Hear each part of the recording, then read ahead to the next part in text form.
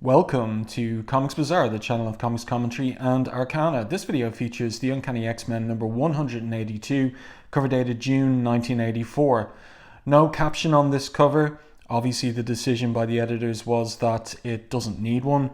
It speaks for itself. It's Rogue having taken down 4 or 5 guys and being invulnerable to this blaster, whatever's being fired at her. Is it lasers?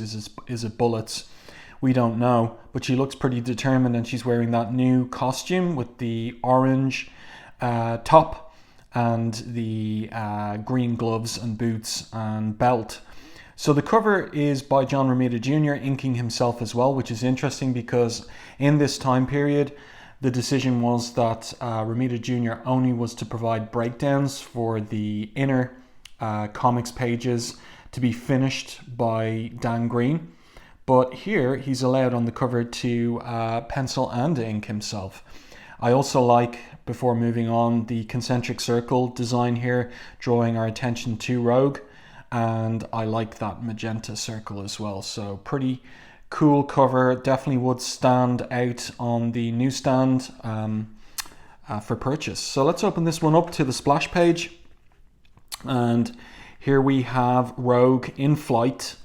And the title of the story is Madness, starring Rogue of the Uncanny X-Men. It turns out that this is a solo story concerning Rogue. No other X-Men appear in this issue. And she is en route from Japan to the US, following Professor X's and Storm's orders in the previous issue to fly home and check on Ileana, or not Ileana, but to check on rather Kitty Pryde, who made that trip to the Massachusetts Academy with Doug Ramsey. And so Professor X was concerned about if everything was all right with her because he couldn't make psychic contact from half a world away. And of course what's actually going on is, for readers of New Mutants, is that Kitty has been taken in under mind control, subjected to mind control by Emma Frost. That is the White Queen.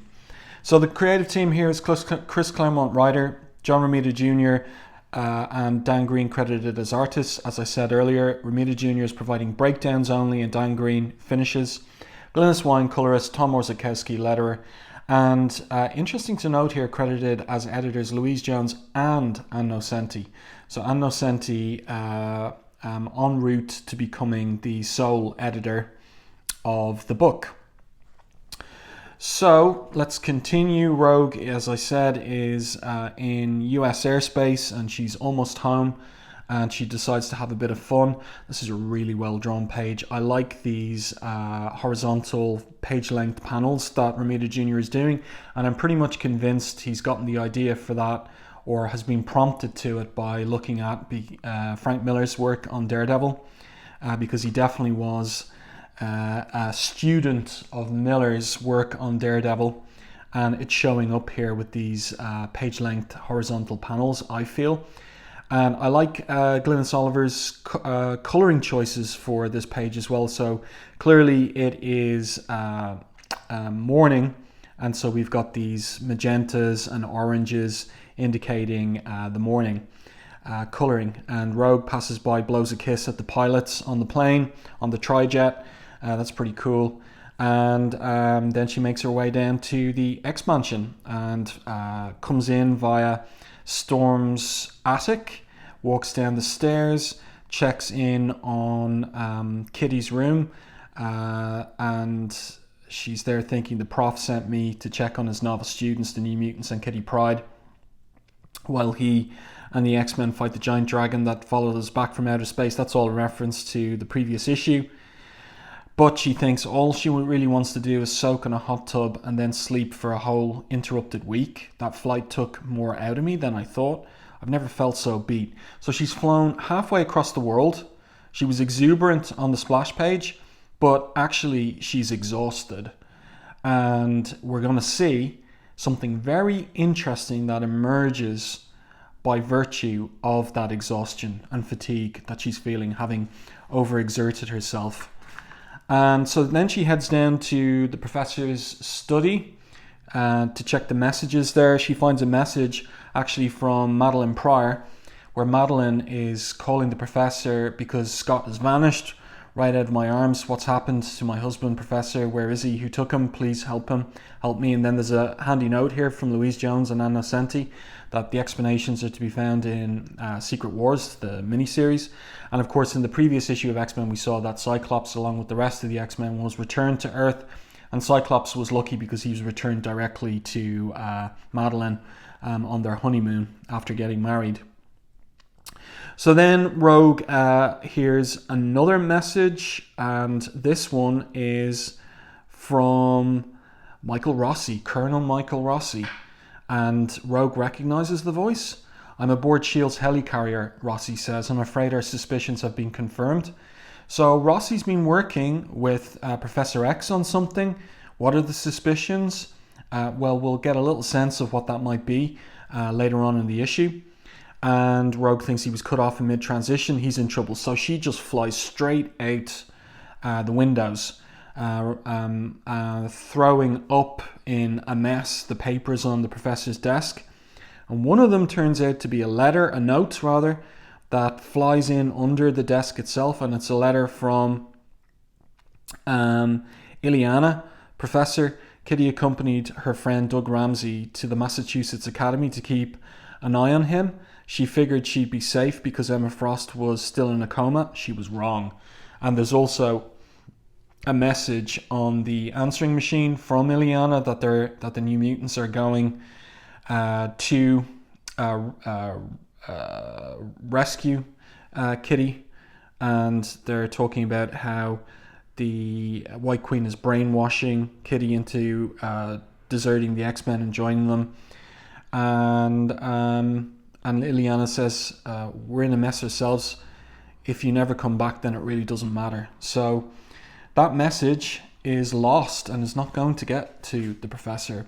And Rogue, anyway, has gone out the window and in search of the helicarrier. So midway down the eastern seaboard and 5 miles straight up hovers a unique aircraft, the Flying Juggernaut, that serves as the command base for S.H.I.E.L.D.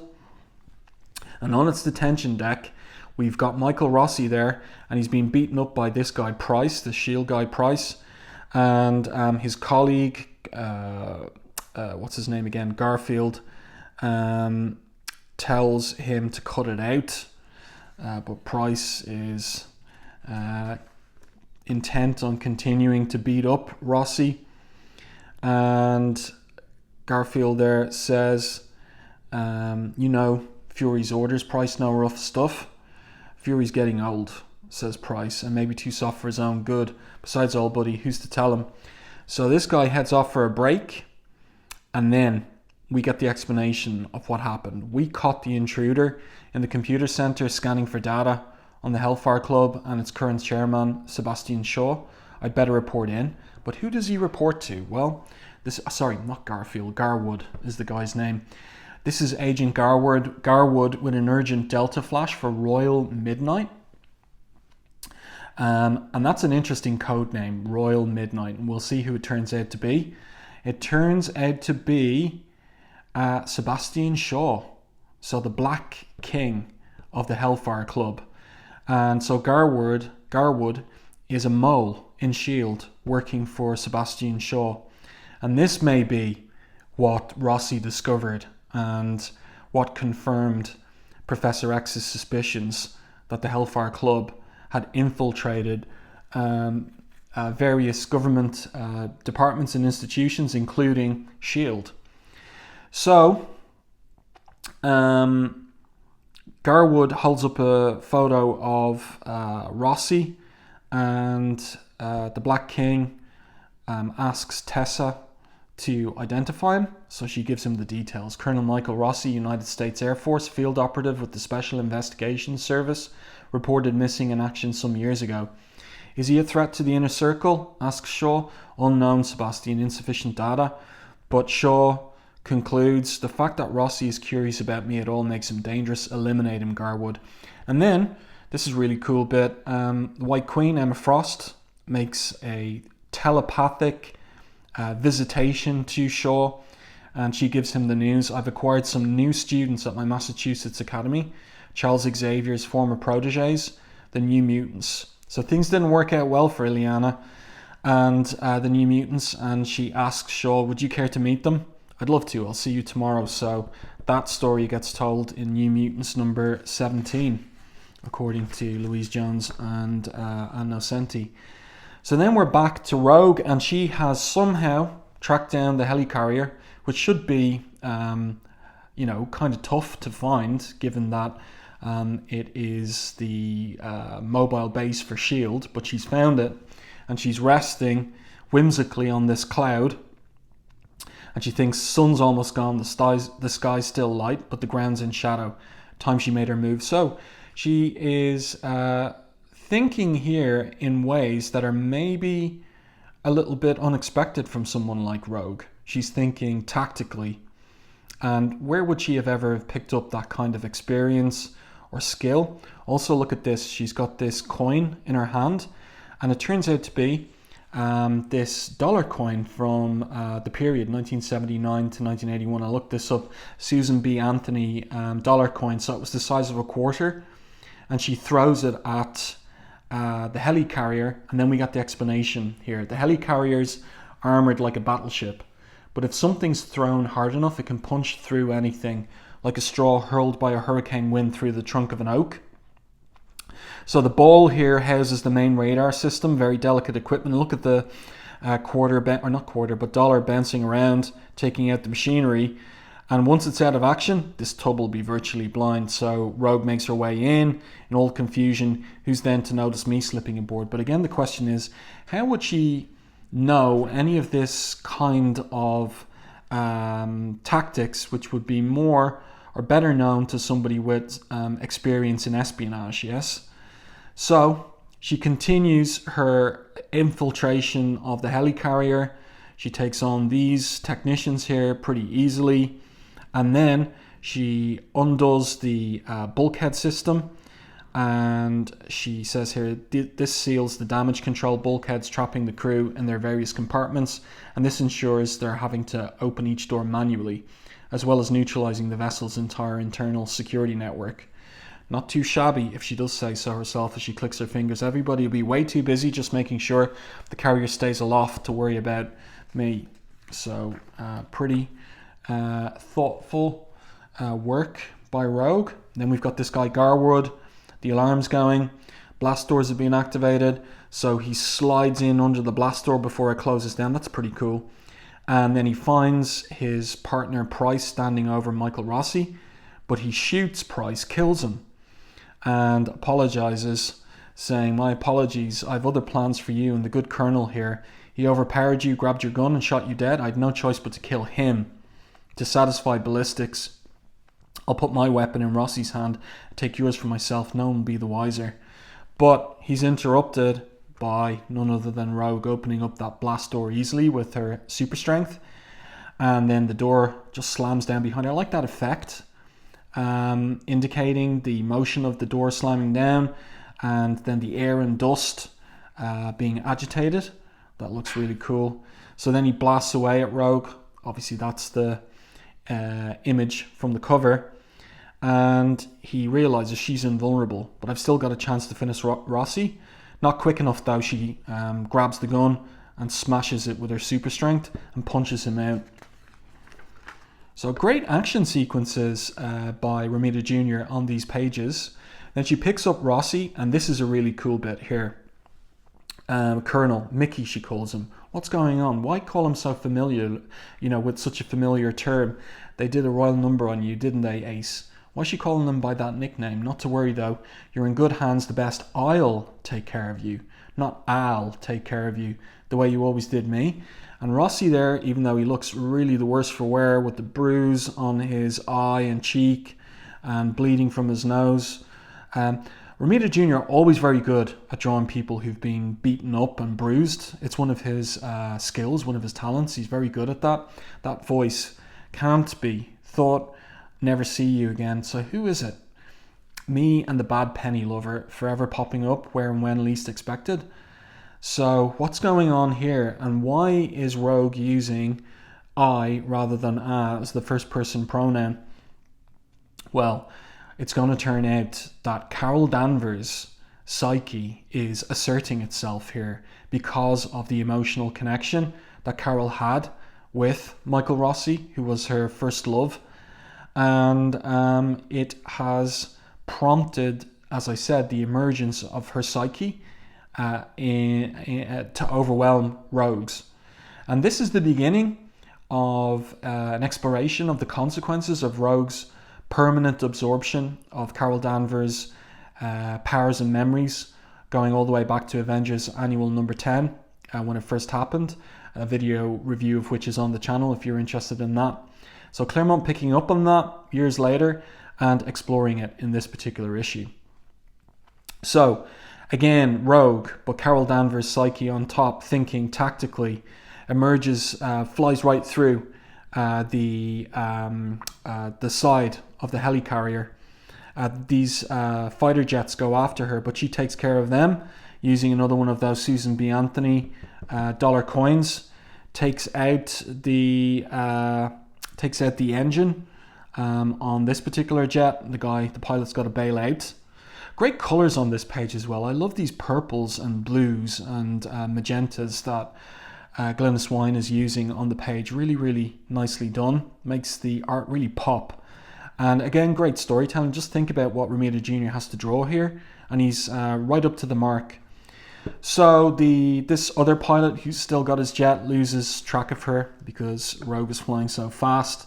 And where does she go? She goes to Cape Cod, Massachusetts.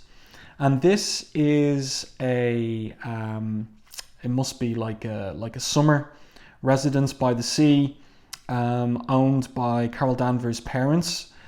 So Rogue brings Rossi here, and then there's a point of confusion. What'll I do till then while he recovers?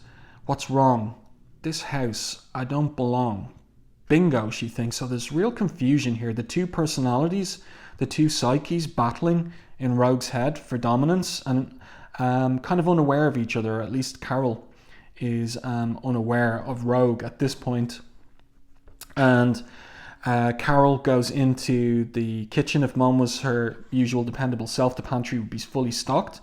Turns out to be so. Time passes. Rossi comes to, and he's brought this delicious soup, which he really enjoys and remembers it as a soup made by Carol Danvers. And so he's beginning to doubt like his sanity here. Is his hearing going? His mind, is he hallucinating?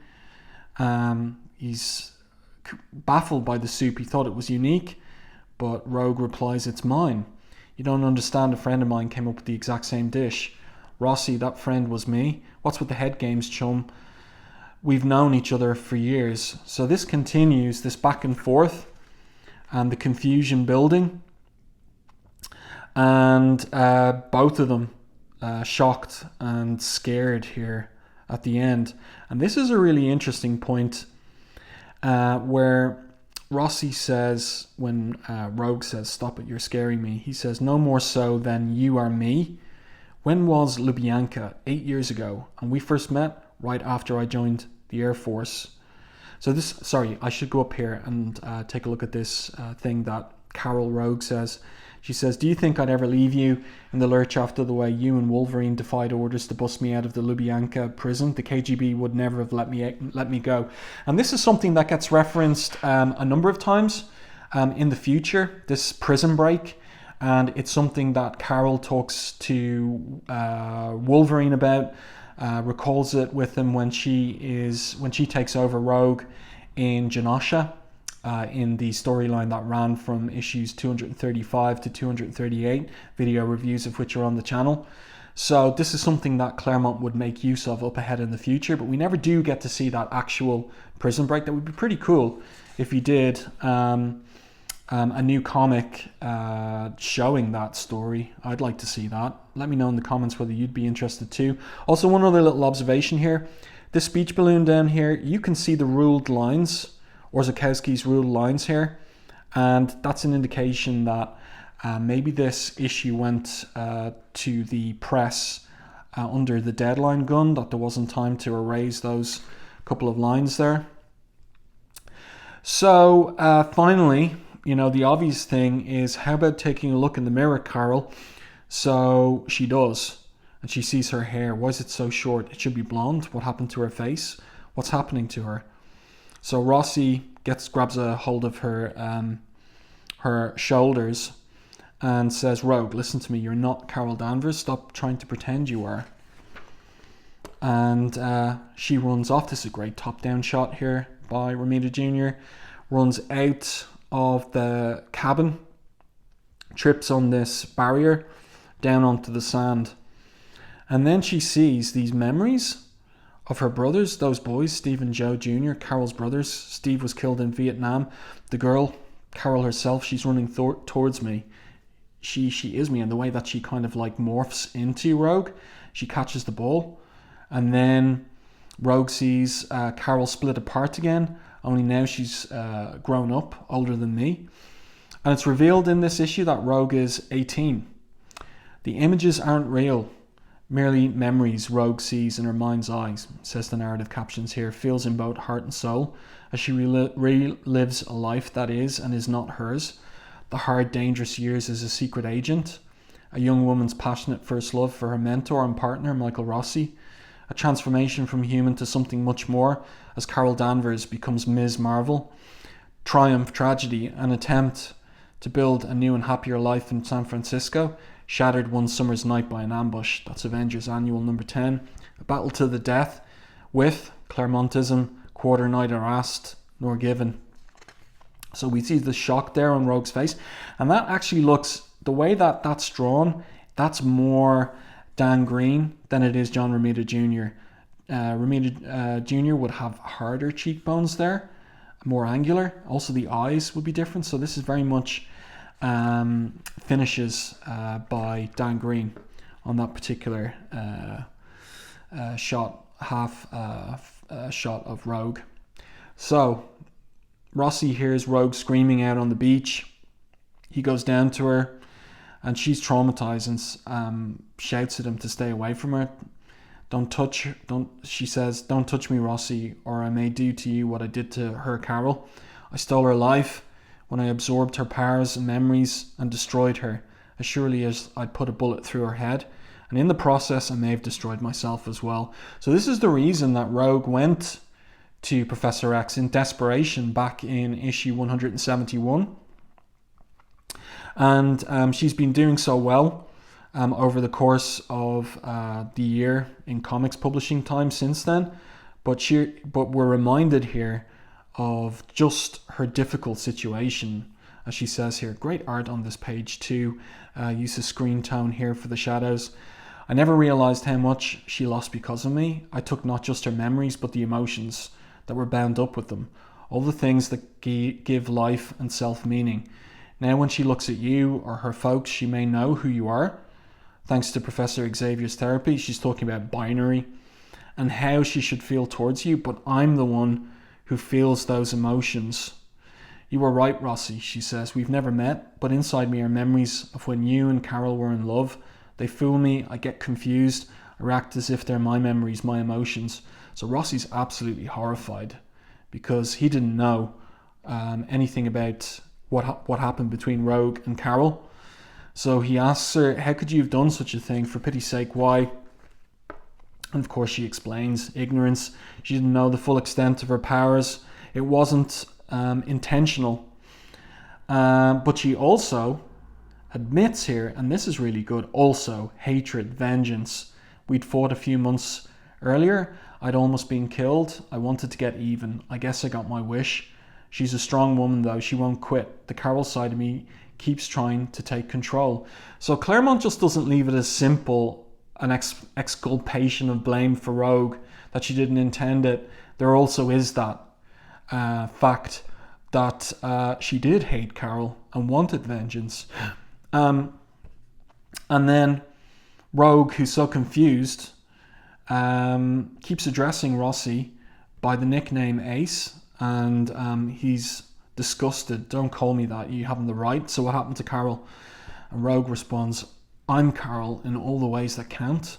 And then he just gives her a slap with the back of his hand across her face and shouts no. And so she's sorry, but he doesn't believe her. Before God, he says, "I wish there was some way to make you pay for what you've done. I wish I had the power to kill you." But the way that she's paying for what she's done is the trauma that she's going through. And this situation where she remembers not just the memories, Carol's memories of Michael Rossi, but also the emotions, the love. So Rogue is in love with him. "So do I, my love," she says. "So do I." So really a great kind of focus, solo issue focusing on Rogue, and a reminder to the reader of her tragic situation, how it emerged from her own choices and actions, if not fully intended, but nonetheless out of hatred, out of vengeance, as much as anything else. And so this pain that she's feeling, this suffering she's undergoing, is a kind of penance that she is working through as Professor X tries to help her with the whole business.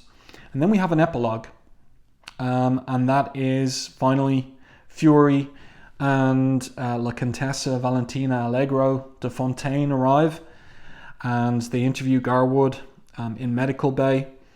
And based on the description that Garwood gave them, imagine that, like, there's no security cameras that they can replay a video of Rogue on the helicarrier. That's a bit strange, but anyway, they've got a photo identification of her, and Garwood says, "That's her, Colonel, perfect match."